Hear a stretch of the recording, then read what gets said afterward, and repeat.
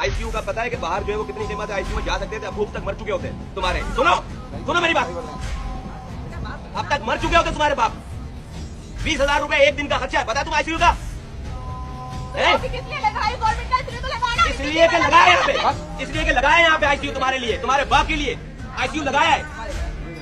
पागल के बच्चे का तू उनको कह रहा था कि तुम्हारे बाप मर जाते अगर उनको इमरजेंसी में नाम लेकर आते यहाँ पे आईसीयू के अंदर।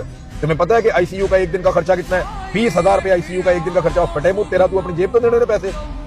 20,000 रुपया यहाँ दुनिया के अंदर आईसीयू का एक दिन का खर्चा जो है वो 5-5 लाख रुपया भी है, और उनकी सरकार उठाती है क्योंकि लोग टैक्स देते हैं। और तुम मुलाजिम हो हमारे, हमें जवाब दो। बेशर्म आदमी, तुम ये कैसे कह सकते हो कि 20,000 रुपया खर्चा आईसीयू का एक दिन का है?